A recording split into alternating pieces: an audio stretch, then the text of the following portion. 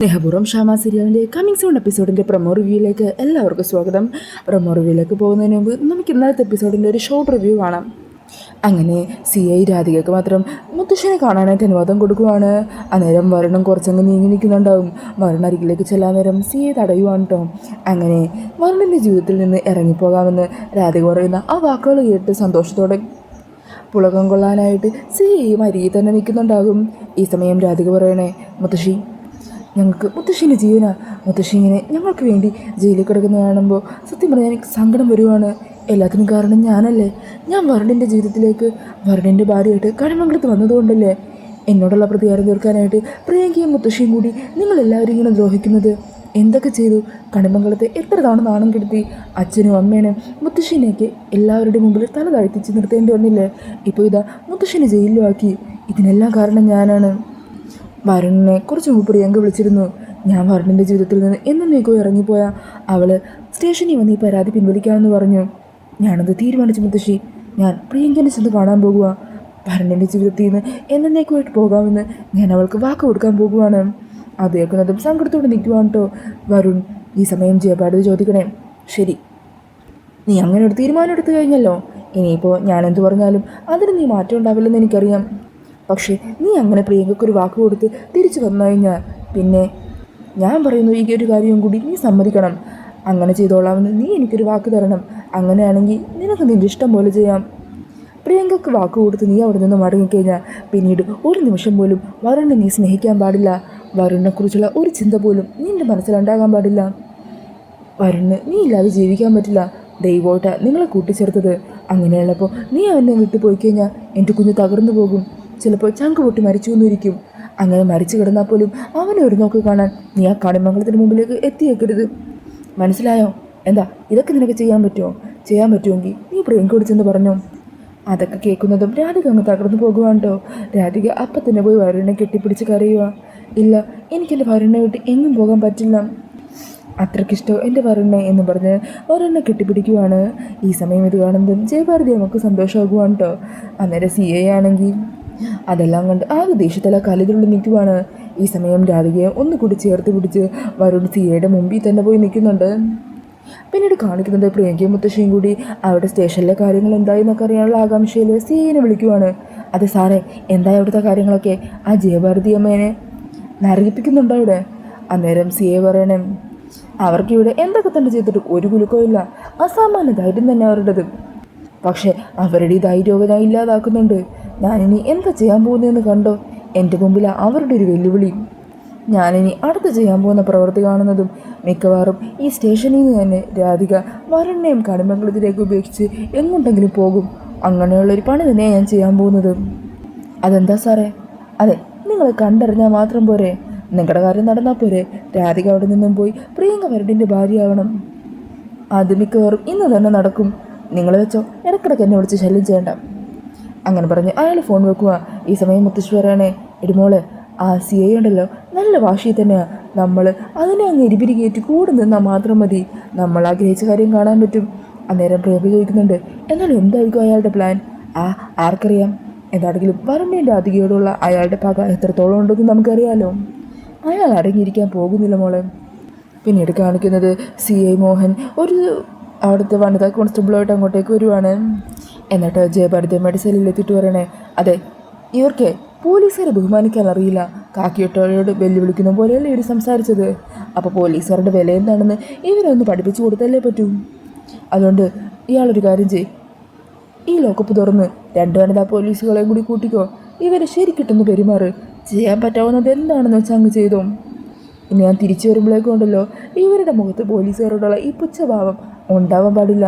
അന്നേരം പോലീസുകാർ പറയണേ, സോറി സാർ, എനിക്കിത് ചെയ്യാൻ പറ്റില്ല. എന്നെക്കൊണ്ട് തെറ്റായൊരു കാര്യത്തിന് കൂട്ടി നിൽക്കാൻ പറ്റില്ല. നീ എന്താടി പറഞ്ഞത്? ഞാനേ നിൻ്റെ സീനിയർ ഉദ്യോഗസ്ഥനാണ്. ഞാൻ പറയുന്ന വാക്കുകൾ നീ അനുസരിക്കണം. സാറ് സീനിയർ ഉദ്യോഗസ്ഥനാണ്. പക്ഷേ ഒരു സീനിയർ ഉദ്യോഗസ്ഥൻ തെറ്റായ കാര്യം ചെയ്യണമെന്ന് ആവശ്യപ്പെട്ടാൽ അത് ചെയ്യാനായിട്ട് എനിക്ക് കുറച്ച് ബുദ്ധിമുട്ടുണ്ട്. സാർ അതിൻ്റെ പേരിൽ എന്നെ നിർബന്ധിച്ച് കഴിഞ്ഞാൽ എനിക്ക് സാറിൻ്റെ മുകളിലുള്ളവർക്ക് ഒരു പരാതിയായിട്ട് ഇത് കൊടുക്കേണ്ടി വരും. അത് ശരി, ഞാനപ്പോൾ സസ്പെൻഷനിൽ പോയി തിരിച്ചു വന്ന കാരണം ഇനിയിപ്പോൾ എന്നെ ബഹുമാനിക്കണ്ടെന്നൊക്കെ ഒരു ചിന്തയുണ്ടോ നിനക്ക്? എൻ്റെ സാറേ, എനിക്ക് അങ്ങനത്തെ ചിന്തയൊന്നുമില്ല. പക്ഷേ നീതിക്ക് നിരക്കാത്തൊരു കാര്യം ചെയ്യാൻ പറഞ്ഞാൽ എന്നെ കൊണ്ടത് ചെയ്യാൻ പറ്റില്ല. നിനക്കൊക്കെ ഉള്ളത് ഞാൻ വെച്ചിട്ടുണ്ടടി എന്ന് പറഞ്ഞ് ആകെ നാണം കിട്ടി ചമ്മി സിഐ അവിടെ നിന്നും പോകുവാണ്. അന്നേരം മുത്തശ്ശി പറയുന്നുണ്ട്, മോളെ അത് കലക്കി കേട്ടോ. പെൺകുട്ടികളായാലേ ഇതുപോലെ നീതിക്ക് നിരക്കാത്തത് കണ്ടാൽ പ്രതികരിക്കാനുള്ള ധൈര്യം ഉണ്ടാകണം. സത്യം പറഞ്ഞാൽ ആ സിഐ നിന്ന് പറഞ്ഞോ, അല്ലെങ്കിൽ ആ ടൈമിൽ തന്നെ സല്യൂട്ട് ഞാൻ മാഡത്തിന് തന്നേനെ. അന്നേരം ആ പോലീസുകാർ പറയണേ, നമ്മളെ പെൺകുട്ടികൾ ചില സ്ഥലത്തൊക്കെ ശബ്ദം ഉയർത്തണം മുത്തശ്ശി, അതിപ്പോൾ ഇങ്ങനെയൊക്കെ അങ്ങ് തുടങ്ങാല്ലേ അങ്ങനെ പറഞ്ഞ് നിൽക്കുവാണ്. പിന്നീട് കാണിക്കുന്നത് വരുണിൻ്റെ അധികം പലരെയും വിളിക്കുന്നുണ്ട്, എന്നാൽ ആരും ഒരു സഹായത്തിന് എത്തുന്നില്ല കേട്ടോ. അങ്ങനെ അവർ ആകെ സങ്കടത്തിൽ നിൽക്കുക. ഈ സമയം രാധിക പറയണേ, വരുൺ ഞാൻ ഫിദ മാഡത്തെ ഒന്ന് വിളിച്ച് നോക്കിയാലോ? മാഡത്തെ വെറുതെ ബുദ്ധിമുട്ടിക്കണോ? ഫിദ മാഡത്തോട് ഞാൻ എന്തെങ്കിലും ചോദിച്ചാൽ മാഡത്തിന് അതൊരിക്കലും ബുദ്ധിമുട്ടായി തോന്നില്ല, ആരവകാശം എനിക്കുണ്ടല്ലോ. എന്നാൽ ശരി, താൻ വിളിക്കുക. അങ്ങനെ രാധിക ഫോണിൽ ഷാമേനെ വിളിച്ച് നടന്ന കാര്യങ്ങളെല്ലാം പറയുവാണ്. അയ്യോ മോള് വിഷമിക്കേണ്ട, ഞാൻ എന്തെങ്കിലും ചെയ്യാൻ പറ്റുമോ എന്ന് നോക്കട്ടെ. മാഡത്തിനോട് ഞാൻ ഇതിനു മുമ്പ് ഒരു കാര്യം ആവശ്യപ്പെട്ടിട്ടില്ല, പക്ഷേ ഇത് ഞാൻ ആവശ്യപ്പെടുവാണ്. എങ്ങനെയെങ്കിലും എന്നെ മുത്തശ്ശി പുറത്തിറക്കണം, എനിക്കിത് വേണം മാഡം. മോള് ധൈര്യമായിട്ടിരിക്കുക. മോളിനോട് ഇങ്ങനൊരു കാര്യം ആവശ്യപ്പെടുമ്പോൾ അമ്മ അത് നടത്തി തരാതിരിക്കുമോ? ഞാൻ നോക്കട്ടെ. അങ്ങനെ പറഞ്ഞ് ഷാമ ഫോൺ കട്ട് ചെയ്യുവാണ്. എന്നിട്ട് ACPനെയും മറ്റു പലരെയൊക്കെ വിളിക്കുന്നുണ്ട് കേട്ടോ. അത് കാണുന്നതും അമൃത പറയണേ, എന്താ ഷാമേ, എന്തെങ്കിലും അനുകൂലമായിട്ടുള്ള കിട്ടിയോ? നോക്കിക്കൊണ്ടിരിക്കുക ഏട്ടത്തി. എന്നാണെങ്കിലും എൻ്റെ മോള് ആദ്യമായിട്ടാണ് ഇത് വേണമെന്ന് പറഞ്ഞൊരു കാര്യം എന്നോട് പറയുന്നത്, അതപ്പോൾ എനിക്ക് നേടിക്കൊടുത്തല്ലേ പറ്റൂ. അങ്ങനെ പറഞ്ഞ് നിൽക്കുന്ന ഷാമേനെയൊക്കെയാണ് കേട്ടോ എപ്പിസോഡിൽ കാണിക്കുന്നത്. പിന്നീട് നമുക്ക് കമ്മിങ് സൂൺ പ്രൊമോയിലേക്ക് പോകാം. അങ്ങനെ ഷാമ വിളിച്ചു പറഞ്ഞതനുസരിച്ച് ACP സാറ് സ്റ്റേഷനിലേക്ക് എത്തുവാണ് കേട്ടോ. അങ്ങനെ സാറിനെ കാണുന്നതും രാധികക്കും വരുണുമൊക്കെ ഒത്തിരി സന്തോഷമാകുവാണ്. അങ്ങനെ ACP നേരെ ചെന്ന് CI മോഹനായിട്ട് കണക്കിന് കൊടുക്കണേ, മിസ്റ്റർ മോഹൻ നിങ്ങൾ എന്തൊക്കെയാണ് കാണിച്ചു കൂട്ടുന്നത്? ഒരു സീനിയർ സിറ്റിസനെയാണ് നിങ്ങൾ അറസ്റ്റ് ചെയ്ത് ലോക്കപ്പിലിട്ട് പീഡിപ്പിച്ചുകൊണ്ടിരിക്കുന്നത്. അതിൻ്റെ കോൺസിക്വൻസസ് എന്താണെന്നറിയോ? ഒരു സസ്പെൻഷൻ കഴിഞ്ഞ് തിരിച്ച് കയറിയതല്ലേ ഉള്ളൂ, വീണ്ടും സസ്പെൻഷൻ കിട്ടി വീട്ടിലേക്ക് പോകണം എന്ന് തന്നെയാണോ നിങ്ങൾ ആഗ്രഹിക്കുന്നത്? ഈ സമയം CIക്കാണെങ്കിൽ ഒന്നും മിണ്ടാനാവാതെ മിണ്ടാട്ടം വിട്ട് നിൽക്കുവാണ്. അന്നേരം ACP പറയുന്നുണ്ട്, എത്രയും പെട്ടെന്ന് തന്നെ ജയഭാരതിനെ പുറത്തിറക്കി വിട്ടിരിക്കണം. അന്നേരം CI പറയുന്നുണ്ട്, സാർ ഇത് വ്യക്തമായ പരാതിയുടെ അടിസ്ഥാനത്തിലാണ് ഞാൻ കേസെടുത്തിരിക്കുന്നത്, സാർ തന്നെ നോക്കും. പ്രിയങ്കിനെ അവരുടെ മുത്തശ്ശിനെ മെഡിക്കൽ ടെസ്റ്റ് നടത്തി അവർക്ക് കാര്യമായിട്ട് തന്നെ തല്ലി കിട്ടിയിട്ടുണ്ടെന്ന് തെളിഞ്ഞതിൻ്റെ റിപ്പോർട്ട് വയ്ക്കുന്നുണ്ട്. അങ്ങനെയുള്ളപ്പോൾ നമ്മൾ നീതിക്കൊപ്പമല്ലേ നിൽക്കേണ്ടത്. പിന്നീട് കാണിക്കുന്നത് ഷാമ വിളിച്ച് പറഞ്ഞതനുസരിച്ച് മന്ത്രിയോ മറ്റോ ആണെന്ന് തോന്നുന്നു ആ ഒരു CIനെ വിളിക്കുന്നുണ്ട്. എന്നിട്ട് എത്രയും പെട്ടെന്ന് തന്നെ കണിമംഗലത്തെ സുകുമാരിനെയും വിട്ടയക്കണം എന്ന് പറയുവാണ് കേട്ടോ. അങ്ങനെ അവിടെ നിന്നും കൂടി ഉത്തരവ് കിട്ടുന്നതോടെ CIയുടെ മുട്ടുമടക്കേണ്ടി വരുവാണ്. അയാളങ്ങനെ വരുണിൻ്റെ രാധികയുടെ മുമ്പിൽ നാണം കെട്ട് തല താഴ്ത്തിക്കൊണ്ട് ജയഭാരതി അമ്മയോട് റിലീസ് ചെയ്യാനായിട്ട് ആ സ്റ്റാഫിനോട് പറയുവാണ് കേട്ടോ.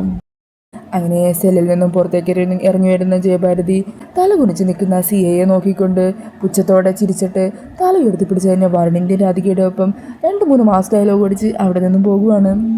അങ്ങനെ മുത്തശ്ശിയും കൂട്ടി വരുണിൻ്റെ രാധികയും കൂടി സന്തോഷത്തോടെ തിരികെ കണിമംഗലത്ത് എത്തുവാണ് കേട്ടോ. അങ്ങനെ അമ്മേനെ സ്വീകരിക്കാനായിട്ട് പരമേശ്വരനും പത്മിനി എല്ലാവരും പുറത്ത് തന്നെ നിൽക്കുന്നുണ്ട്. ഈ സമയം ഇതൊന്നും കണ്ട് തീരെ ഇഷ്ടപ്പെടാതെ നിൽക്കുവാണ് കൽപ്പന ഉർവശിയൊക്കെ.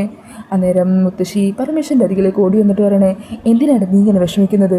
നമ്മുടെ പിള്ളേരുണ്ടല്ലോ, എൻ്റെ പിള്ളേരുള്ളപ്പോൾ പിന്നെ എന്നെ ഒരു ദിവസമെങ്കിലും അവർ ലോകപ്പിൽ കിടക്കാൻ അനുവദിക്കുമെന്ന് നിനക്ക് തോന്നുന്നുണ്ടോ? പിന്നീട് രാധിക ഫോണിൽ ഷാമേനെ വിളിച്ച് ഒരുപാട് നന്ദി പറയണേ. സത്യം പറയല്ല മാഡം, എന്ത് ചെയ്യണമെന്നറിയാതെ ഒരുത്തും പിടിയില്ലാതെ ആകെ തകർന്നു നിൽക്കുമായിരുന്നു. മാഡത്തിനോട് ഈ ആവശ്യം പറഞ്ഞെങ്കിലും എനിക്ക് വേണ്ടി മാഡം ഒരുപാട് കഷ്ടപ്പെട്ടു, ഒത്തിരി നന്ദിയുണ്ട്. എന്നെ മുത്തശ്ശി പുറത്തിറങ്ങാൻ കാരണം തന്നെ മാഡം, എനിക്കങ്ങനെ നന്ദി പറയണമെന്ന് പോലും അറിയില്ല. സത്യം പറഞ്ഞാൽ നന്ദിയുടെ ആവശ്യമില്ലെന്ന് എനിക്കറിയാം, മാഡം അത് ആഗ്രഹിക്കുന്നുമില്ല. അമ്മയും മകൾക്കും ഇടയിൽ അങ്ങനെയൊന്നും വേണ്ടല്ലോ അല്ലേ? അങ്ങനെ രാധികയുടെ സന്തോഷമൊക്കെ കാണുമ്പോഴേക്കും ഷ്യാമക്കും കൂടുതൽ സന്തോഷമാകുവാണ്. പിന്നീട് ഈ ഒരു വാർത്ത അറിഞ്ഞ് ആകെ ദേഷ്യത്തിൽ നിൽക്കുമോട്ടോ പ്രിയങ്ക. എന്നാലും അവരെങ്ങനെയാണ് പുറത്തിറങ്ങിയത്? അതായിരിക്കും മനസ്സിലാവാത്തത് എന്ന് സുകുമാരി പറയുക.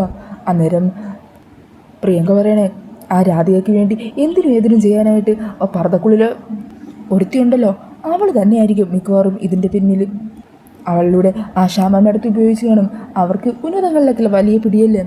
ഇനി നമ്മൾ എന്ത് ചെയ്യും മുത്തശ്ശി? നമുക്ക് ഉണ്ടായിരുന്ന ഒരു കച്ചത്തുരുമ്പായിരുന്നു ഇത്, അതും നഷ്ടപ്പെട്ടു പോയില്ലേ? അന്നേരം സുകുമാരി പറയണേ, എടി നീ വിഷമിക്കാതിരിക്കും, ഈ സുകുമാരി തോറ്റു മടങ്ങാൻ ഉദ്ദേശിച്ചിട്ടില്ല. നമ്മൾ ആഗ്രഹിച്ച കാര്യം നമ്മൾ നേടിയെടുത്തിരിക്കും, നിനക്ക് ഈ മുത്തശ്ശി നേടി തന്നിരിക്കും എന്നും പറഞ്ഞ് പ്രിയങ്കയ്ക്ക് വീണ്ടും അങ്ങ് കോൺഫിഡൻസ് തള്ളിക്കയറ്റി കൊടുക്കുവാണ്. പിന്നീട് പ്രിയങ്കേനെയും കുട്ടി മുത്തശ്ശി നേരെ ചെല്ലുന്നത് സിയനെയും ഗൗതത്തിനെയും കാണാനാണ് കേട്ടോ. അങ്ങനെ അവർ രാധികയ്ക്കും വരുണിനെതിരെ പുതിയ കാര്യങ്ങൾ പ്ലാൻ ചെയ്തുകൊണ്ടിരിക്കുവാണ്. ഇതേ സമയം വരുണിൻ്റെ രാധികയാണെങ്കിൽ ഒത്തിരി സന്തോഷത്തിലാണ്. അങ്ങനെ കടമകളത്തെ ബാധിച്ച പ്രശ്നങ്ങൾ രണ്ടും ഇറങ്ങിപ്പോവുകയും ചെയ്തു. മുത്തശ്ശിന് ജയിലിൽ നിന്ന് പുറത്തിറക്കാനും പറ്റി. അങ്ങനെ അതിൻ്റെ സന്തോഷത്തിൽ അവരിയ്ക്കുവാണ്. അന്നേരം വരുൺ പറയുന്നുണ്ട്, പക്ഷെ എന്താണെങ്കിലും നമ്മുടെ കുടുംബത്തോട് ഇത്രയും ദ്രോഹം ചെയ്ത അയാളുണ്ടല്ലോ, ആ CI മോഹൻ, അയാളെ നാം വെറുതെ വിടാൻ ഉദ്ദേശിച്ചിട്ടില്ല. അയാൾക്കിട്ടൊരു കിട്ടില്ല പണി തന്നെ കൊടുക്കണം.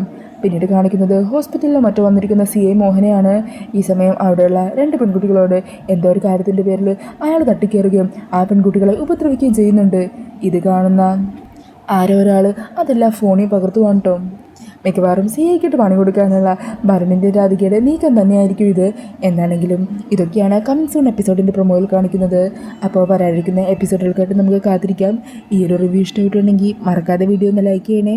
ഇതുപോലുള്ള കൂടുതൽ റിവ്യൂസിനായിട്ട് ഈ ചാനലൊന്ന് സബ്സ്ക്രൈബ് ചെയ്തും കൂടി സപ്പോർട്ട് ചെയ്യണേ. താങ്ക്